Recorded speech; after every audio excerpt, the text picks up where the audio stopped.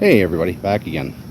I'm going to show you here how I overwinter my pepper plants. I've got 3 here that I overwintered last year, so they're actually on their 2nd year now, hoping that I can get another year out of them. So what we're going to do today is we're going to tackle this guy right here. It's a chocolate bell pepper, and I'm going to get him dug out, and then we will put him in a new pot to bring inside for the winter. So I'm just going to get the camera set up and I will show you how we dig it out. Okay, I hope I have the camera set up okay here. So we're just going to dig around, get around the base as large as we can. We are probably going to cut through some roots. That's okay, because we'll probably end up trimming some new roots back anyways. What we'll be doing is cutting back a lot of this foliage up top. So as you do that, you need less of a root ball. Basically, the root system needs to be enough to supply what's above ground plant. So, having said that, we'll get under there.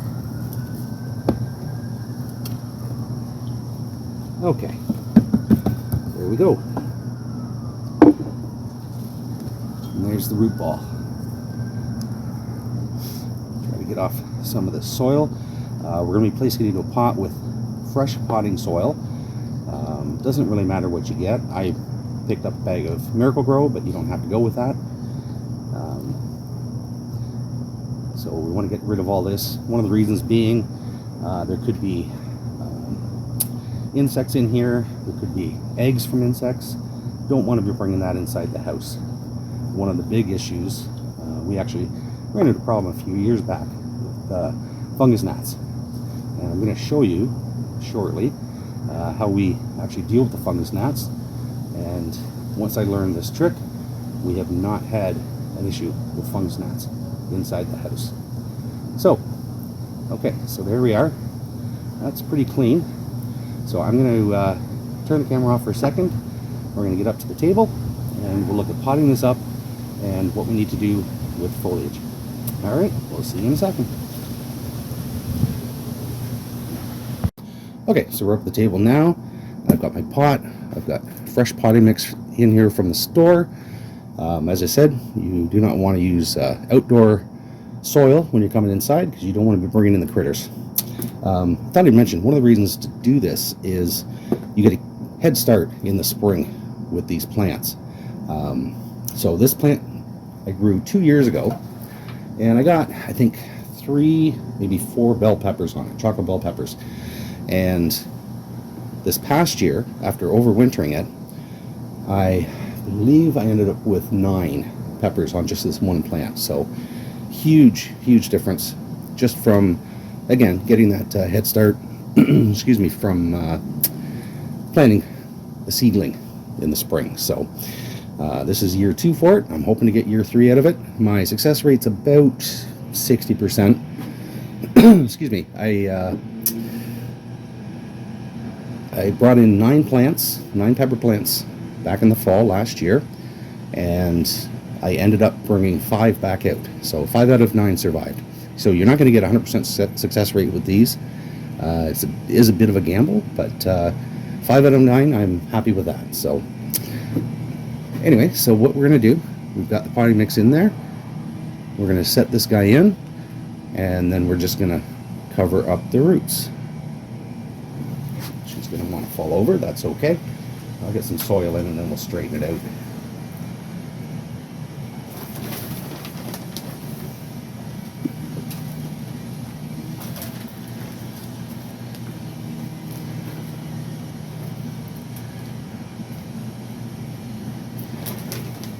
Now, it's probably a good idea. You can come up, an inch or so on the stem. You can actually see the stem. It's almost like a tree after being overwintered.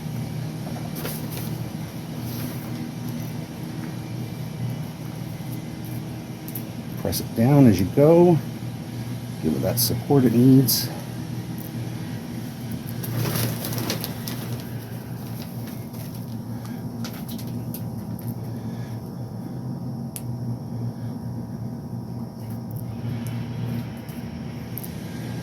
Just a wee bit more, I think. Okay, so that is that. Now, the next thing we're going to want to do is trim it up. It's kind of drastic, but we're going to basically end up with a twig looking thing. So I'm going to turn the camera off for a second, back it up and move it up a bit so you can see what I'm doing with the foliage itself. Okay, so we're set up here. And again, this is going to look kind of drastic. What we're looking for is a couple of nodes, a couple of splits where we can get her growing again next year. I'm going to take off these bottom ones because they're not going to be good for us next year. So I'll take care of those guys. I want to keep the growth up top. I'm just looking to see where a good split is. I've got a nice split over here, so I'm going to turn it a bit and see these two splits here. So actually what I'm going to do is I'm going to take this one here, take that one there, not to block the camera here, sorry. I'm going to take this one above that node, right there. And we are stripping all the leaves off. We're basically going to be setting this into hibernation for the winter. It's going to get sunlight and minimal amount of water just to keep it barely alive over winter. So next, where I want to go, I think what I'm going to do is keep this split here. So I'm going to come up in here and go above that node there. And again, we'll strip off the extra leaves coming off of there.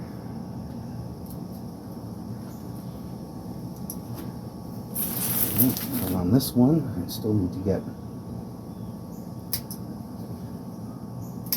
those two. So we've got that. And this one, this side I'll take up there. There.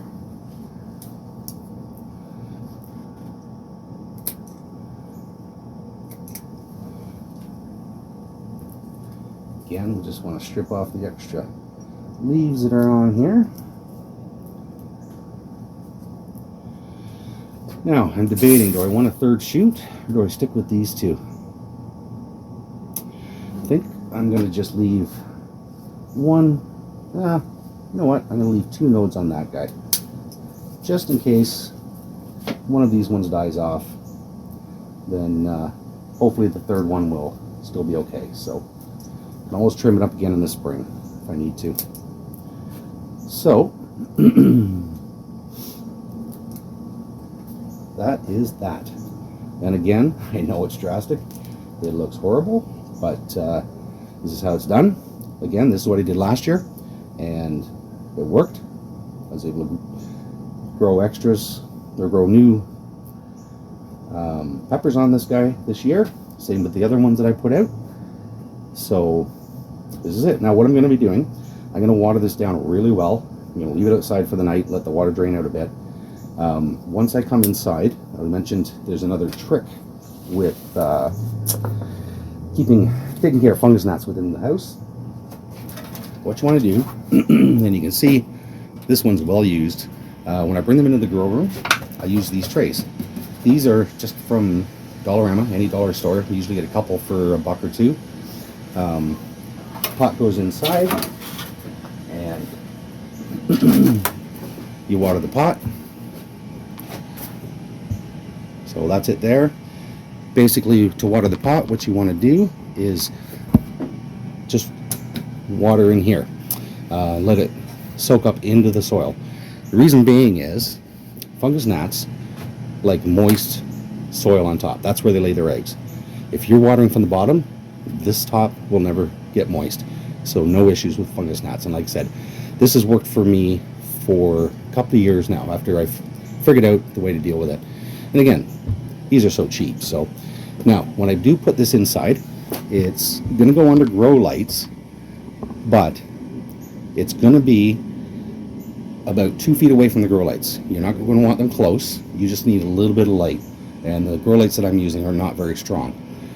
Again, you just want to keep this barely alive over winter. You don't want it fruiting. In fact, if you start seeing peppers come on it, which I have other years, pull those peppers off. If it starts to grow some leaves, that's okay.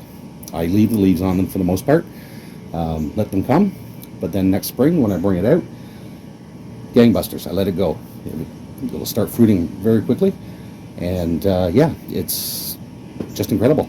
These are actually perennial, not an annual. A lot of people don't know that, and that's why this works. I'm in a cold climate. I'm in 6A, Southern Ontario, so yeah, these would die off if I left them outside. But where they're native to, South America, they will live year-round. So that's the general idea with doing this. Anyway, I'm going to let you go now. I hope you enjoyed the video, and if you did, please don't forget to like and subscribe. We'll talk to you soon.